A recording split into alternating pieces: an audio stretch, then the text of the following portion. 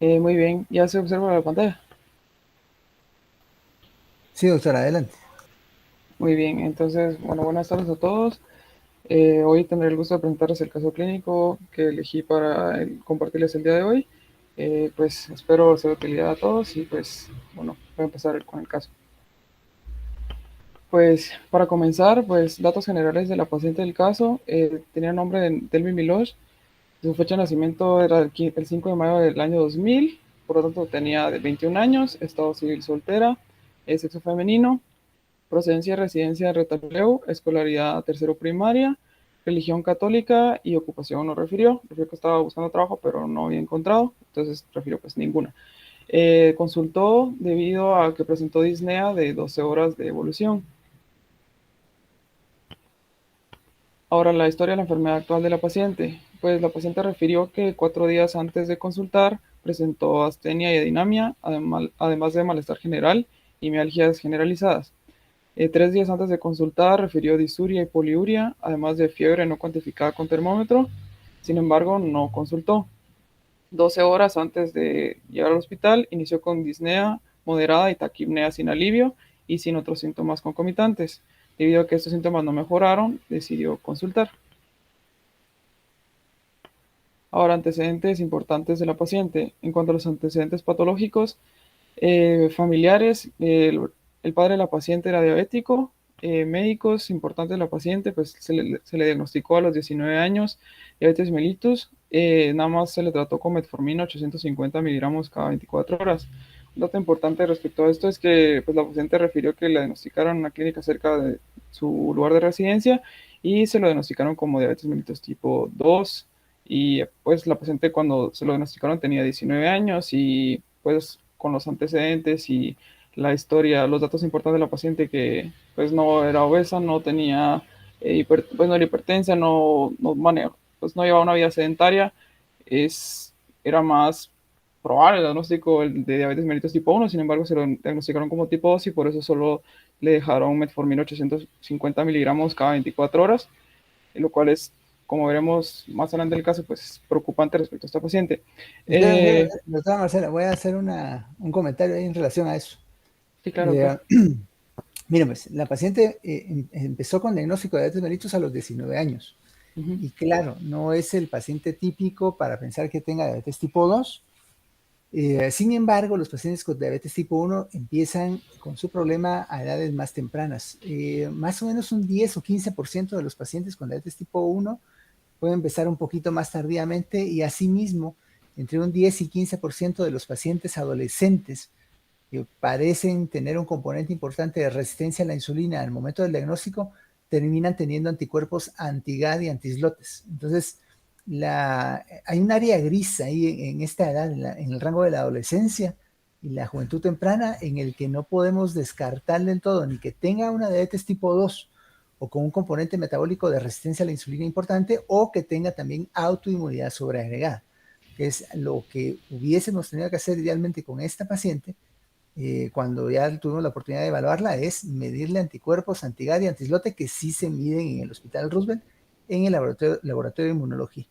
De esa forma podemos clasificar mejor el caso de la paciente. Obviamente, la presentación que tuvo al final pues obligó a tomar ciertas decisiones terapéuticas y probablemente la metformina no era la mejor opción en el contexto actual. Pero bueno, habría que haberla visto antes. El antecedente de padre diabético incrementa la posibilidad también de que tenga diabetes tipo 2 y si hubiera tenido una tercera generación afectada, digamos que los abuelitos hubieran estado con problemas, podríamos incluso considerar la posibilidad de que la paciente tenga una diabetes tipo MODI. Así que bueno, solo quería complementar esto. Adelante, doctora, sí. Ok, muchas gracias, doctor. Bueno, respecto a vicios y manías, la paciente no refirió ninguna. En cuanto a los antecedentes no patológicos, pues la paciente refirió que se alimentaba 3 veces al día con predominio de carbohidratos, hábitos de micción 5 veces al día, defecación 1 vez al día, sueño diario aproximadamente 8 horas, menarquía a los 11 años y pues respecto a los antecedentes ginecobstétricos, pues ninguna gesta, ningún parto, ningún hijo vivo, ningún aborto o cesárea. Ahora, datos importantes que presentó la paciente del examen físico al momento de la consulta. Pues la paciente tenía un peso de 42 kilos, una talla de 1,49 metros, con lo cual se calculó el índice de masa corporal, que era de 18,9, que está dentro de los rangos normales, ligeramente pues, dentro del límite inferior, pero dentro de los rangos normales.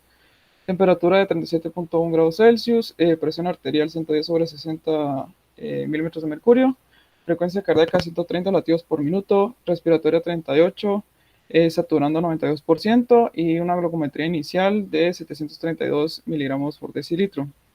La paciente, en cuanto a la inspección general, pues presentaba un estado letárgico. Al examen físico también, pues lo más importante es ojos ligeramente hundidos, orofaringe, aliento olor a frutas como cosa oral deshidratada, tórax simétrico expandible con disminución del movimiento vesicular en ambas veces pulmonares, una respiración profunda y taquipneica, o sea, que presentó un patrón respiratorio de Kussmaul. Y respecto al examen físico abdominal, pues presentó dolor a la palpación en región suprapúbica. Ahora, datos importantes del laboratorio de la paciente. Pues como pues, los más relevantes, o sea, el de la hemoglobina glucosilada no se le hizo ese mismo día, se le hizo al día siguiente. Sin embargo, me pareció muy importante ponerlo aquí debido al antecedente médico de la paciente de diabetes. Y pues como vemos, la paciente presentaba una hemoglobina glucosilada de 21,1%, lo cual pues es muy, muy elevado. O sea, puse la tablita de referencia aquí a la par respecto a los valores ideales que debe tener una hemoglobina glucosilada de un paciente diabético, sobre todo, ¿no?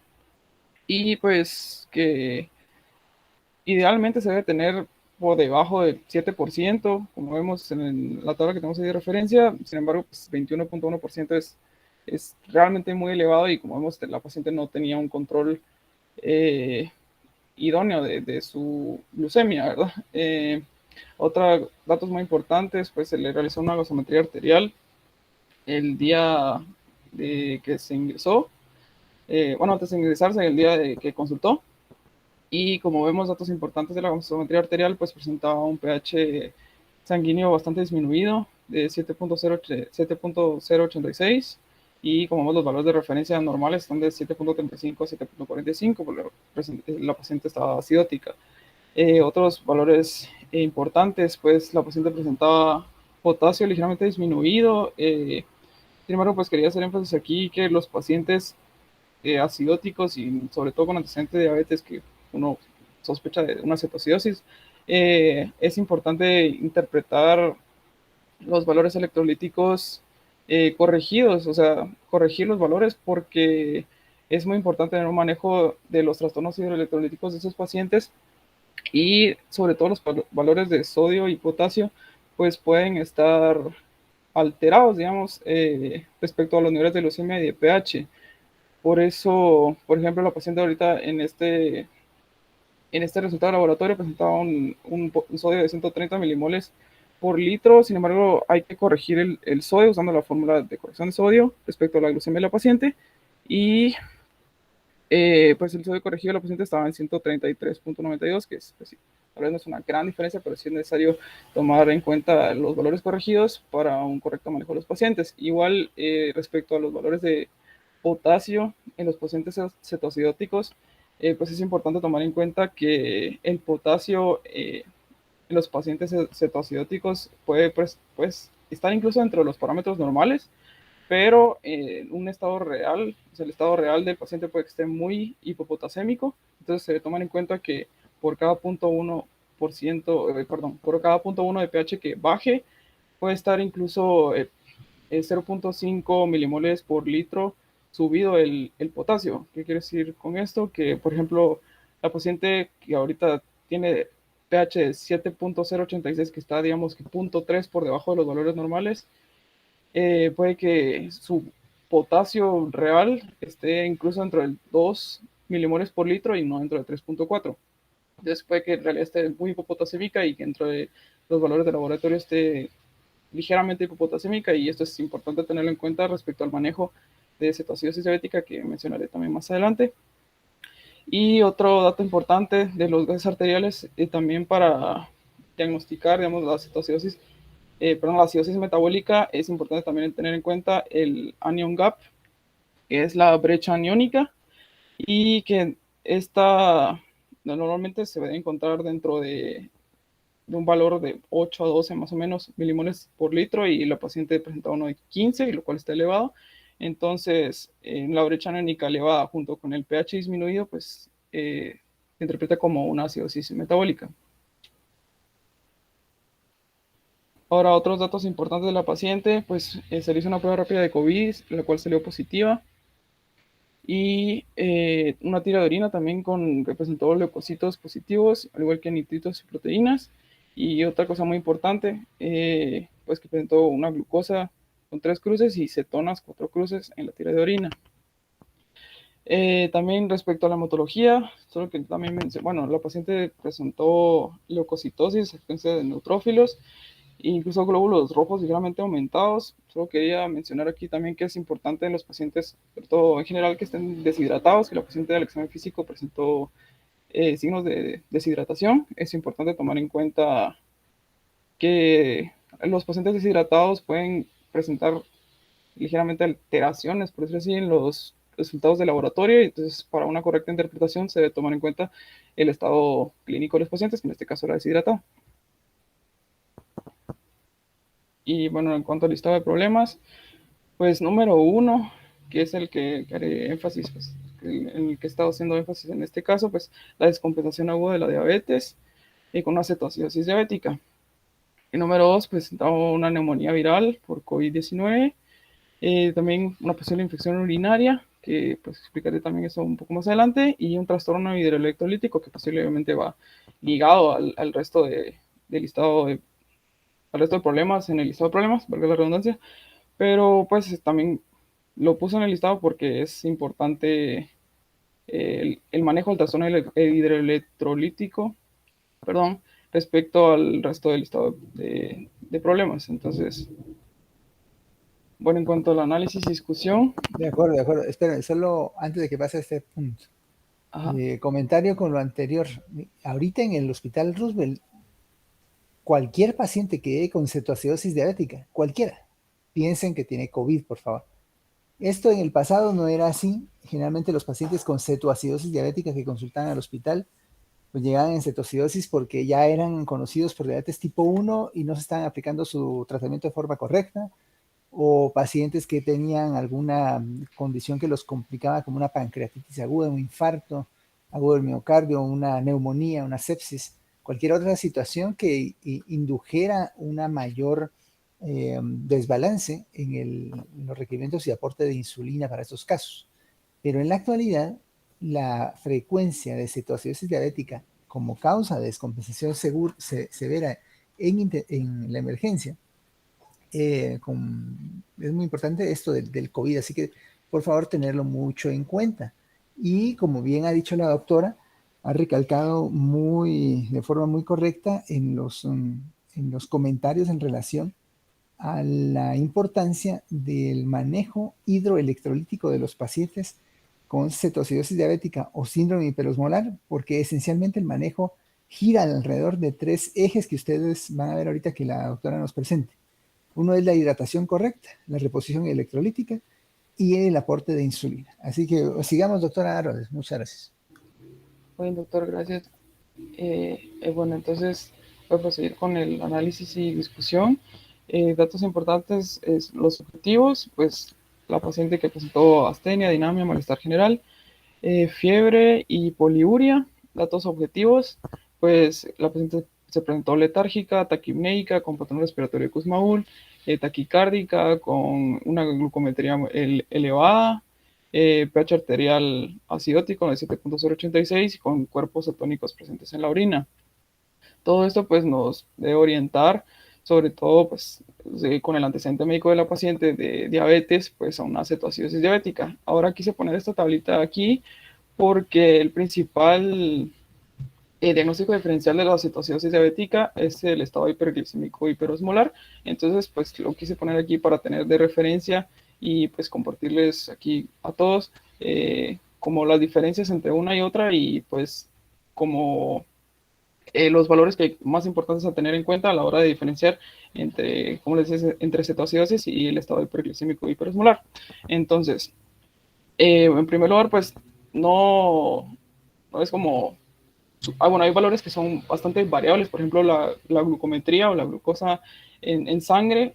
Por ejemplo, una cetosis diabética no necesariamente tiene que estar dentro de estos, estrictamente dentro de estos parámetros de 250 a 600, o el estado hiperglicémico hiperosmolar de 600 a 1200, pero sí tener en cuenta que el estado hiperglicémico hiperosmolar tiende a tener una glucemia más elevada de que la cetosis, pero pues estos valores son variables, ¿verdad? No está escrito en piedra, digamos así.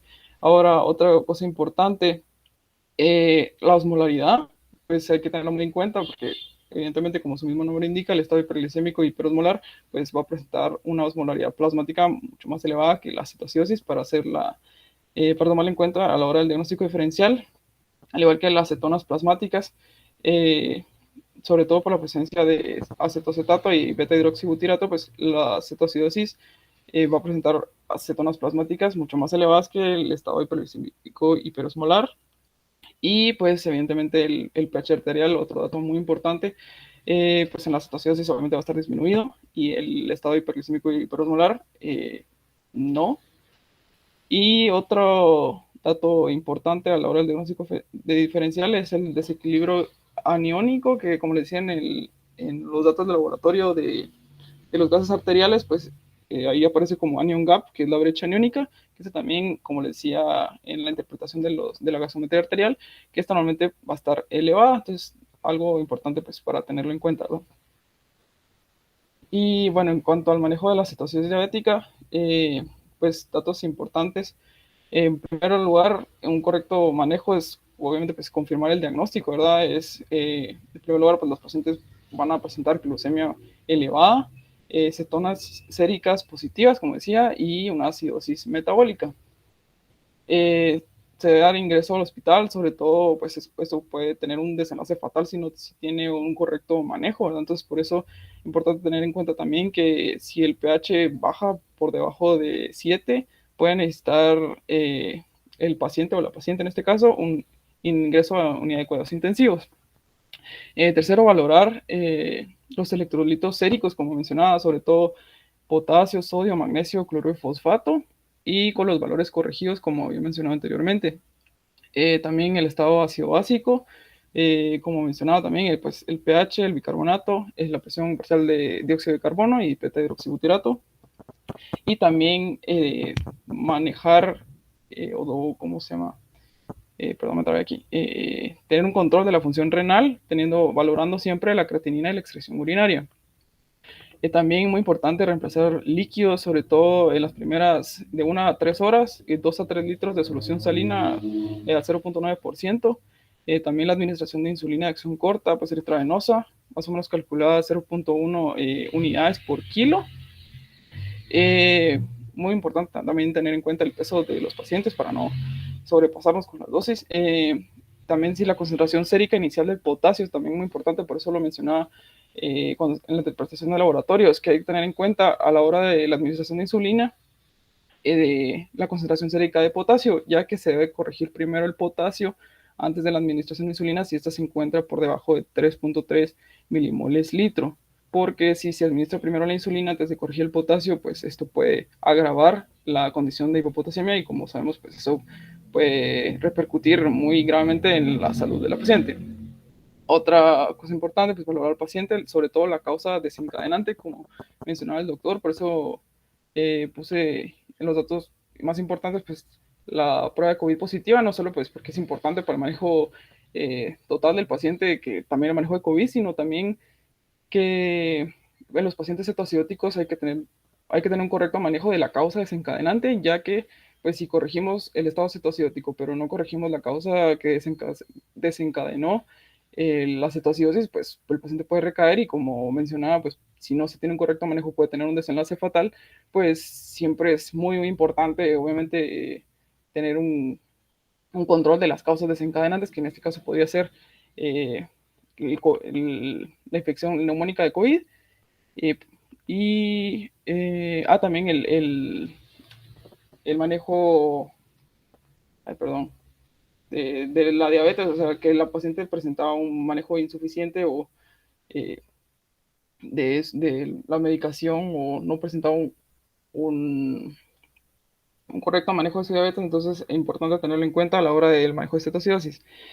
Otra cosa importante, cuantificar la glucosa capilar, más o menos cada 1 o 2 horas. También cuantificar los electrolitos, principalmente el potasio, bicarbonato y fosfato, y el desequilibrio aniónico cada 4 horas en las primeras 24 horas.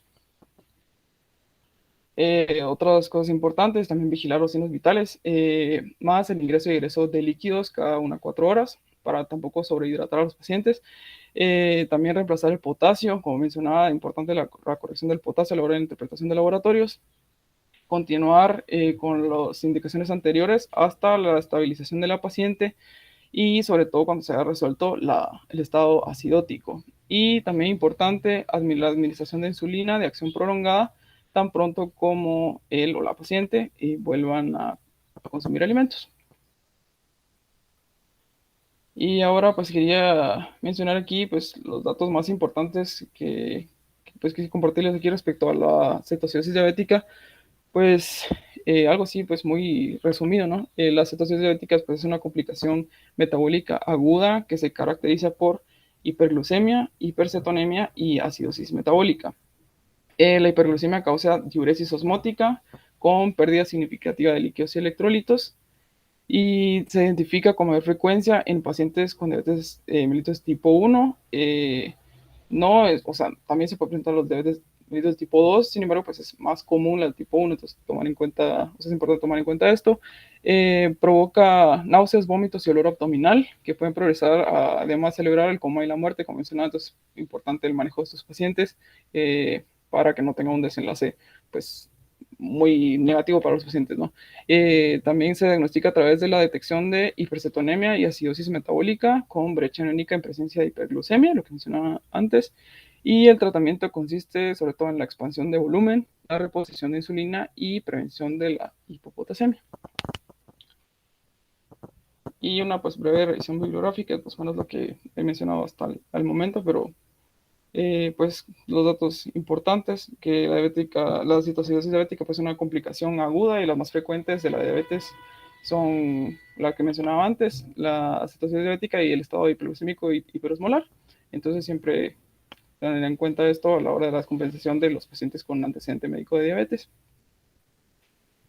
Y pues aquí está la bibliografía que utilicé para la presentación y no sé si tienen alguna pregunta. Bueno, mientras los compañeros deciden preguntar algo, yo pienso que su presentación fue bastante completa. Se expusieron los temas más relevantes del manejo de este tipo de complicación aguda de la diabetes. Al final me quedé con la duda si le hicieron anticuerpos anti-GAD y antislote. No, doctor, yo que sepa, no Mire, se le realizó. les comento para que ustedes lo diseminen la información. En el Hospital Roosevelt, desde hace unos 12 años, se empezó a medir. De hecho, por mucho tiempo fue el único centro en Guatemala que medía anticuerpos anti-GAD y antislote, que son los que establecen el diagnóstico de inmunidad contra células pancreáticas. También se puede medir anticuerpos antiinsulina, pero los anticuerpos antiinsulina, su valor diagnóstico realmente es, digamos, se altera en pacientes que ya han recibido tratamiento con insulina previamente por la razón que fuera. O sea, pueden salir elevados y no realmente implicar que tiene autoinmunidad contra las células beta del páncreas. Entonces, los más sensibles y específicos son los anti-GAD65, o sea, los anti-GAD y los antislotes. Y en el Hospital Roosevelt, hasta donde yo sé, lo siguen midiendo. Lo único es que hay que pedir que se les autorice la realización de los anticuerpos. Entonces, se los comento por si tienen algún otro caso en el futuro y tengan esta disyuntiva de, bueno, tiene diabetes tipo 1, tiene diabetes tipo 2, era una diabetes tipo 2 que evolucionó a posibilidad de anticuerpos, de autoinmunidad, o es una MODI, o sea, ahí uno ya puede irse haciendo una mejor idea de qué tipo de diabetes tiene el paciente para clasificarla y de hecho es útil para fines de manejo. Esta paciente de plano no se debe ir con insulina NPH o solo con una basal. Recuerden que esta paciente ha tenido una complicación severa aguda hiperglucémica y necesita tener un esquema de aplicación de insulina basal, bolus o basal prandial, es decir, con insulina basal y con insulina rápida. Es el esquema básico que tiene que tener. Ya después que esté recuperada y todo, ya se le puede ir evaluando si conviene o no agregar nuevamente la metformina, pero es muy importante que la clasifiquemos de mejor manera y se los comento también porque con mucha frecuencia resulta que los pacientes cuando ya se recuperaron los dejan ir a casa solo con insulina basal, o sea, con una NPH o algo, y los pacientes regresan a la semana otra vez cetoacidóticos. Entonces tienen que tener mucha precaución con la receta que se van a llevar a estos pacientes. Los pacientes que han tenido cetoacidosis diabética y que estuvieron ingresados por eso en el hospital, tienen que llevar un esquema de insulina basal bolus, es decir, insulina NPH o glargina o la cualquier basal que ustedes quieran, y también insulina rápida o ultra rápida, la que ustedes prefieran, o la que el paciente pueda pagar también. Dicho sea de paso, existe también la posibilidad en el Roosevelt, solo que eso hay que coordinarlo con la unidad de endocrino, de que al paciente, si es de muy escasos recursos y no puede comprar su insulina, el hospital se la da y llegan todas las semanas a traer su insulina para la semana. Y el gran problema que a veces hay es que ni siquiera refrigeradora tienen. Una paciente una vez me contó que la guardaba en la pila. Imagínense, mire por qué. Porque me llamaba la atención que la primera semana que usaba, o los primeros días que usaba la insulina estaba bien, y después al final de la semana ya se empezaba 300 y 400. Mire, ¿qué pasa? ¿Dónde guarda la insulina? Es que no tengo refri, ¿dónde la guarda? En la pila. Entonces, hasta esas cosas uno tiene que ir viendo, mire, pida permiso en una tienda o que le hagan favor, o sea, es bien complicado con los pacientes de escasos recursos, pero la presentación estuvo muy bien. No sé si alguien tiene algún comentario o pregunta.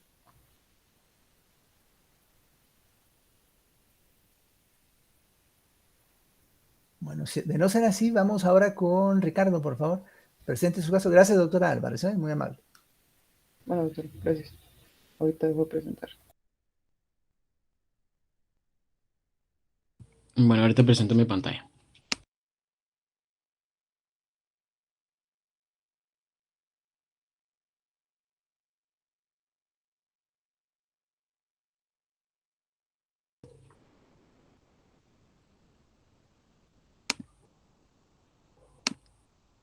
Bueno, sí se puede ver mi pantalla, ¿verdad? Sí, doctora, adelante. Bueno, entonces el caso que escogí para la presentación es algo que siento que nos llega bastante a menudo y es como bien común verlo en los primeros días y seguirlo viendo en el resto de nuestra práctica clínica, ¿verdad? Que es la alteración del estado de conciencia en un paciente. Aquí les estoy dando como el spot de que es por evento cerebrovascular isquémico, ¿verdad? Pero puede ser por cualquier otra razón, ¿verdad? Por acumulación de toxinas en pacientes renales o por algún tipo de lesión corticomedular o pues algo que ocurra, ¿verdad? Con el paciente. En mi caso, voy a explicar bien cómo fue el caso de la paciente, pero su alteración del estado de conciencia se debió a efectivamente un evento cerebrovascular de tipo isquémico. Como datos generales, no voy a ahondar mucho en la información, solo en lo que realmente puede ser como bastante importante en orientación al diagnóstico, que sería la edad del paciente de 78 años y de sexo femenino, ¿verdad? Epidemiológicamente vamos a ver que esto tiene bastante relevancia en cuanto a pues, los diagnósticos diferenciales que vamos a tomar en cuenta cuando un paciente con estas características llegue pues, a nuestras manos, ¿verdad? Entonces, el motivo de consulta fue alteración del estado de conciencia de 5 horas de evolución y esta es la historia de la enfermedad.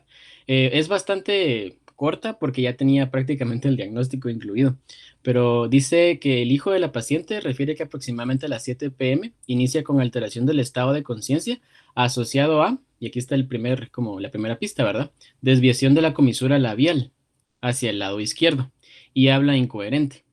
Posteriormente, el paciente inicia con hemiparesia izquierda y disartria. Debido a ello, el familiar se comunica por vía telefónica con médicos de Unicar, porque ellos ya llevaban el caso de ella. Eso es lo que voy a explicar un poco más adelante. En dicho nosocomio, paciente es evaluada y se toma electrocardiograma, en donde se evidencia fibrilación auricular. Por sospecha de evento cerebrovascular cardioembólico, paciente es referida a este centro hospitalario. Entonces, ella es una paciente, como vamos a ver ahorita en los antecedentes, que ya es conocida por Unicar y que pues por eso ellos acudieron directamente con ellos y después fue referida con nosotros. Entonces, en cuanto a los antecedentes patológicos, su padre, infarto agudo de miocardio, y sus hermanas, ambas, también tuvieron infarto agudo al miocardio, así que obviamente podemos ver un patrón aquí, ¿verdad? En los antecedentes médicos, la hipertensión arterial desde hace 30 a 40 años, actualmente se trataba con indapamida y bisoprolol, y también tiene hiperuricemia desde hace 8 meses sin tratamiento actual. También contaba con varices en miembros inferiores desde hace 20 años, tratada con Batlón. También en los antecedentes quirúrgicos, y es el de como el que más salta a la vista podría ser, que tiene marcapasos que se colocó hace un mes, ahí mismo en Unicar, ¿verdad? Los traumáticos no refiere. En los alérgicos, pues es alérgica a la rosa de Jamaica. Los ginecobstétricos, tuvo una histerectomía transabdominal que se realizó en San Marcos y no refiere vicios o manías. Entonces, el caso de ella ya era llevado en Unicar. Se le decidió poner un marcapasos porque la fibrilación auricular que ella presentaba ya llevaba bastante tiempo presentándose. Lamentablemente no nos pasaron toda la información exacta de en qué fechas comenzaron a notar la fibrilación auricular o cuándo fue que dieron el diagnóstico como tal, pero sí, ellos ya lo estaban tratando. Entonces, ya cuando se determinó que tenía un evento cerebrovascular tromboembólico, fue que fue referida con nosotros. En los antecedentes no patológicos, pues tiene la alimentación balanceada, pues el resto de sus hábitos están pues dentro de lo normal, ¿verdad? Y para no ahondar mucho en esto, también algo que me llamó mucho la atención fue la fórmula obstétrica. En la en gestas tuvo 5, tuvo 2 partos, 0 cesáreas, 3 abortos y hijos vivos 2 y ningún hijo muerto, ¿verdad? Ella alegaba que era debido a la hipertensión que no había podido seguir con los partos, ¿verdad? Que decía que se le venían porque se le subía la presión. Entonces eso también podría ser como algún indicio de que la hipertensión realmente estaba afectando más que solo como que fuera un paciente normal con hipertensión, ¿verdad? En cuanto al perfil social, la paciente vive en casa propia y pues no hay como muchos em, como puntos aquí que evaluar, ¿verdad? En la revisión por órganos, aparatos y sistemas, paciente refería dolor de garganta y disfagia, eh, y también refería disnea en decúbito supino, y también refería episodios esporádicos de diarrea en los últimos meses a los cuales tampoco se les prestó mucha atención. En cuanto al examen físico, vemos que la paciente, tenía un peso de 75 kilogramos y una talla de 1,60 metros, con un índice de masa corporal de 29,3, casi llegando a 30, ¿verdad? Temperatura 36,7, la presión arterial la llevaba bastante bien al momento en que llegó, porque ya le habían dado medicación en Unicar, según lo que nos refirió el hijo de la paciente. La frecuencia cardíaca fue de 112 latidos por minuto y 110 pulsos por minuto, y la frecuencia respiratoria 19 respiraciones por minuto. No voy a leer todo esto, solo algo que nos llama la atención aquí. Las pupilas estaban isocóricas y levemente reactivas. Tenía una cicatriz post colocación de marcapaso en el hemitórax izquierdo. El corazón se encontraba arrítmico y asincrónico con pulsos periféricos. Em, la disminución de movimiento y fuerza muscular en el hemicuerpo izquierdo era bastante notoria. Realmente no podía moverse al momento. Esto es como información a la emergencia, ¿verdad? Cuando llegó. También los pares craneales, el 7, pues no estaba conservado, obviamente. El rostro estaba asimétrico con la desviación de la comisura labial hacia el lado derecho, y el reflejo nauseoso estaba ausente. También no podía elevar los hombros de manera como correcta, ¿verdad? Obviamente el derecho se elevaba más porque el izquierdo estaba limitado, y presentaba Babinski positivo en el lado izquierdo. Entonces, dentro de los diagnósticos diferenciales, podemos ver que esa alteración del estado de conciencia podría ser por alguno de estas opciones, ¿verdad? Pero la que más saltaba a la vista fue SB isquémico, aunque SB hemorrágico podría haber tenido parte de los mismos síntomas, ¿verdad?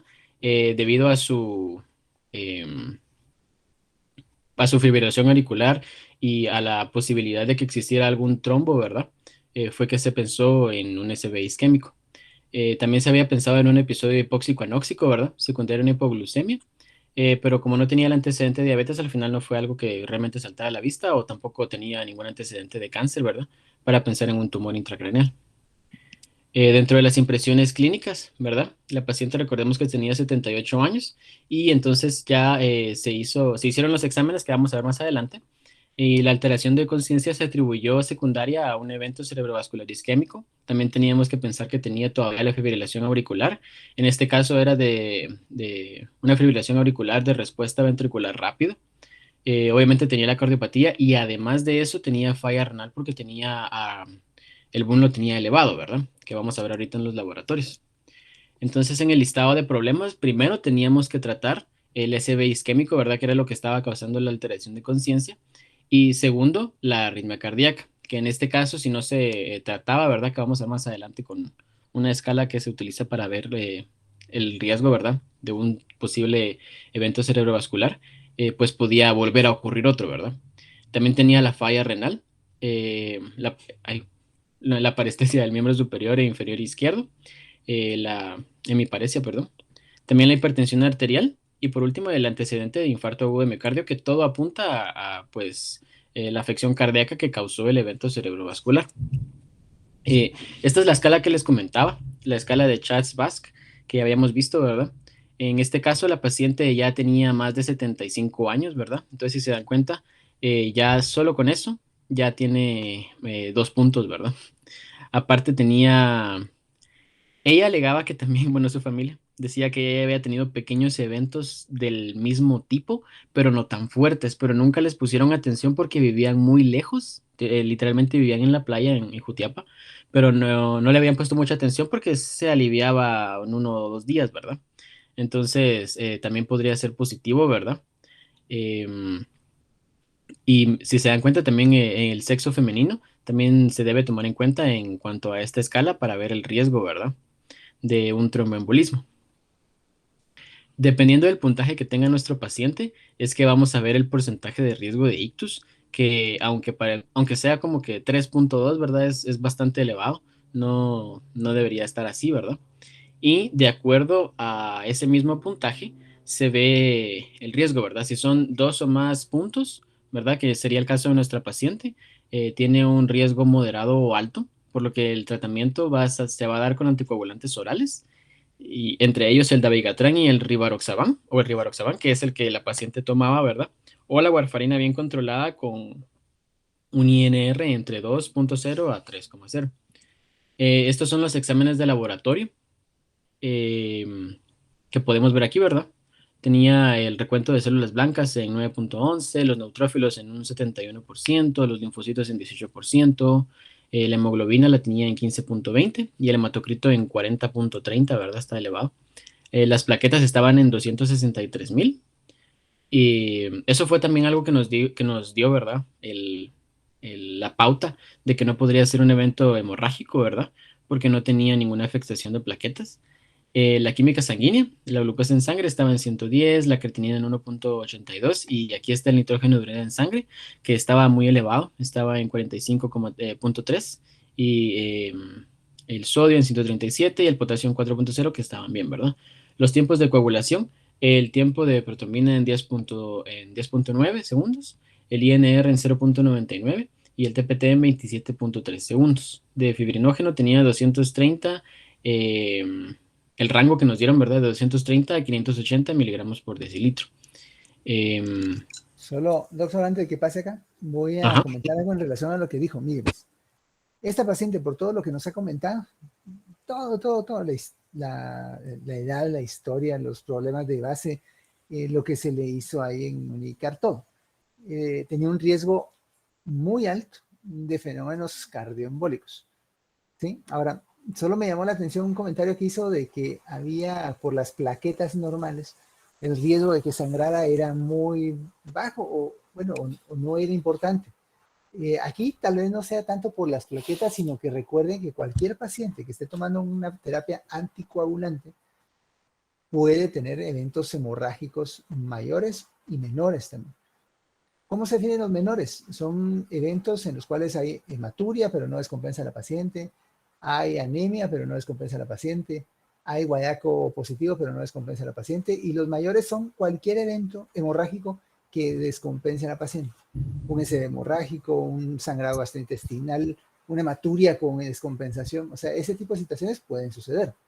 Claro que si yo comparo el riesgo de sangrados mayores del uso de rivaroxaban contra el de warfarina, hay una diferencia importantísima. O sea, definitivamente el rivaroxaban tiene un riesgo mucho menor comparado contra warfarina. Sin embargo, no es inexistente. O sea, sí tendríamos que dejar ahí, como en el tintero, la posibilidad que tenga al final también un componente hemorrágico, aunque todo va tirando hacia el SB isquémico, como usted bien lo dijo. Sigamos, doctor, por favor, gracias.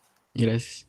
No, y de hecho ahorita acabo de entender algo que me dijo mi doctor, hasta ahorita lo vi bien, porque el doctor me estaba comentando cabal que él tenía la inquietud de que el evento cerebrovascular isquémico en algún punto dentro del hospital se convirtiera en hemorrágico, pero entonces era por el uso de anticoagulantes, sí, no lo había visto así.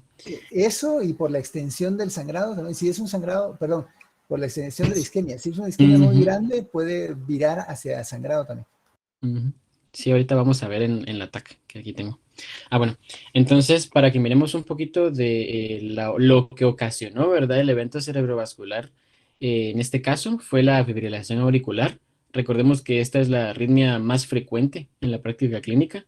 Le estaba leyendo que tiene una prevalencia cercana al 2% en la población general y esta consiste en que pues van a aparecer estímulos, ¿verdad? Que genera el nodo auricular desorganizados y pueden llegar a ser hasta de 350 a 600 latidos por minuto, ¿verdad?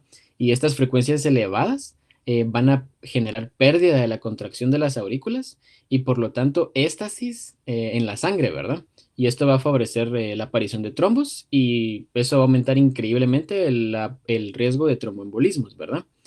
Entonces, en cuanto al electrocardiograma, hay algunos criterios que se deben tomar en cuenta en la fibrilación auricular, ¿verdad? Esta se caracteriza porque los intervalos RR están completamente irregulares. Si se dan cuenta, no hay ningún patrón específico claro que se esté siguiendo. No creo que se mire mi mouse, pero si se dan cuenta en la segunda derivación, solo comenzando por ahí, ¿verdad? En todas se mira, pero ahí se da cuenta que el espacio entre R y R no son regulares, ¿verdad? De hecho, yo también estaba leyendo que hay algunas ondas, bueno, también falta, hay ausencia de ondas P, ese es otro criterio, ¿verdad? Aunque sí pueden existir pequeñas elevaciones que se asemejan a una onda P, pero también se les puede denominar ondas F, ¿verdad? Por ondas de fibrilación. Em, y el último criterio, ¿verdad? Es que los complejos QRS van a tener pues morfología similar porque recordemos que la afección no es que esté en el haz en el haz de His o en algún lado en los ventrículos, ¿verdad? Sino es específicamente auricular. Entonces, por eso es que los complejos QRS no se ven totalmente afectados. Ahora, en este caso, la paciente presentaba específicamente una fibrilación auricular de respuesta ventricular rápida. Entonces, esta se caracteriza porque va a tener una frecuencia cardíaca mayor de 110 latidos por minuto. Y esto usualmente es porque el paciente no tiene tratamiento, pues como en el caso de la paciente, ¿verdad? Que no le daba mucha importancia y cuando ya le comenzó a dar es porque ya se había empeorado bastante, ¿verdad? Em, los pacientes con frecuencia, fibrilación auricular, perdón, permanente, usualmente aparece también taquicardia sinusal en algún momento, ¿verdad? Y en este caso, pues eso fue lo que ocasionó el tromboembolismo en la paciente, ¿verdad? Este tipo de fibrilación auricular. Esta es la TAC cerebral que tomé.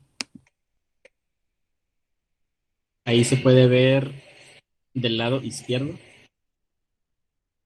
No sé si miran como esa sombra que apareció ahí. Ahorita voy a ver regresar.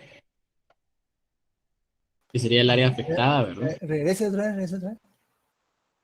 Lo puede Ahorita lo... pausar, ¿no? Sí, sí, sí. Ah, Ahorita va. voy. Ahorita lo voy a pasar para acá. Mm, Ahí empieza. Ahí quédese. Vean la extensión de esa área como de sombra que se ve ahí. Ahí está señalándola a su compañero. Todo ese es el área de isquemia que a la paciente pues le provocó el cuadro clínico neurológico.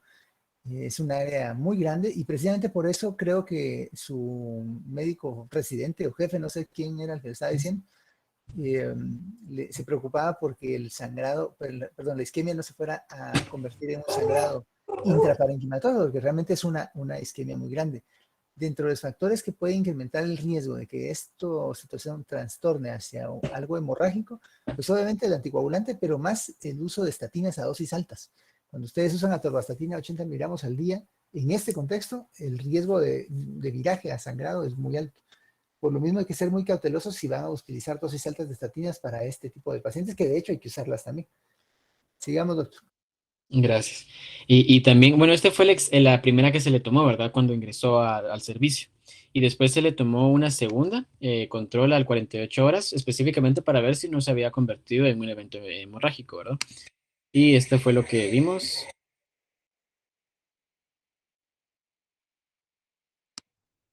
Pues no sé si se vio. Tal vez ahí. Un poquito más, un poquito más. Ahí. De hecho, se ve más definida el área de isquemia de la paciente y pareciera haberse extendido un poco hacia los cuernos laterales, el anterior, del lado, sí, cabal ahí. Entonces, pues se define mejor y en la parte posterior se ven unas áreas ahí de higromas. También esto que se ve en la parte occipital, doctor, hacia atrás del cráneo, ahí. Son unos higromas probablemente relacionados con algún traumatismo crónico que haya tenido la paciente. Sigamos, doctor. Gracias. Y bueno, entonces el proceso de cómo ocurrió esto, ¿verdad? Podríamos ordenarlo de la siguiente manera. Comenzó con la hipertensión arterial, que ocasionó una dilatación auricular, lo que causó deficiencia de llenado ventricular, ¿verdad? Y eso, esa fibrilación o esa afectación de la aurícula fue lo que causó la éstasis venosa, ¿verdad? Que luego causó que se formaran trombos, el trombo se embolizó, ¿verdad? Y viajó a través de la circulación hasta ocluir alguna arteria, ¿verdad? En la circulación encefálica. Entonces eso ya afecta directamente el área que tuvo la isquemia, ¿verdad? El evento isquémico, y es lo que causó toda la sintomatología del paciente, ¿verdad? Y obviamente la alteración de conciencia. Y por lo tanto, los últimos tres puntos que ven ahí, ¿verdad? La alteración, la hemiparesia y la disminución de la movilidad de los miembros contralaterales. Entonces, en cuanto al tratamiento, obviamente los anticoagulantes, porque la fibrilación auricular no se resolvió, ¿verdad? Seguía teniendo todavía seguimiento por Unicar, ¿verdad? Que eran los que tenían que estar al pendiente de ello, ¿verdad? Y obviamente la terapia y la rehabilitación fue algo bastante importante con ella.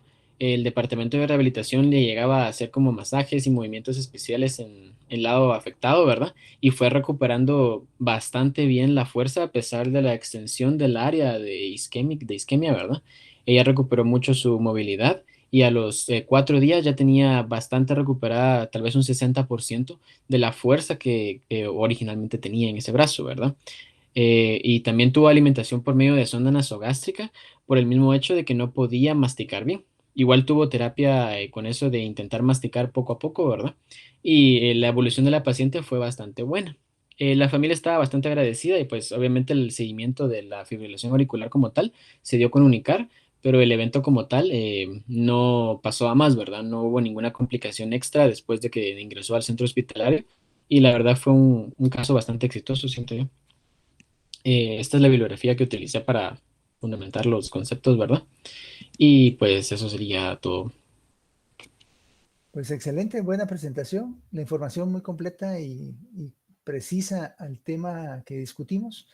Y efectivamente la intervención, todas las intervenciones que se hicieron con la paciente, e incluso la fisioterapia, pues son de mucho valor para lograr recuperar funcionalidad y mantenerla, sobre todo en esta paciente. Así que vamos a ver si alguien tiene alguna duda o comentario. Han estado muy callados hoy. Tal vez por la lluvia está como muy triste la tarde. Así que si no hay dudas o comentarios, vamos a dejar acá y nos vemos el día lunes. Recuerden que es su examen parcial. Mañana y pasado estamos ahí disponibles por si tienen alguna duda o algo, platicamos. Que estén muy bien, cuídense bastante. Gracias, doctor. Muchas gracias. Feliz tarde, doctor. Feliz tarde. Gracias, feliz tarde.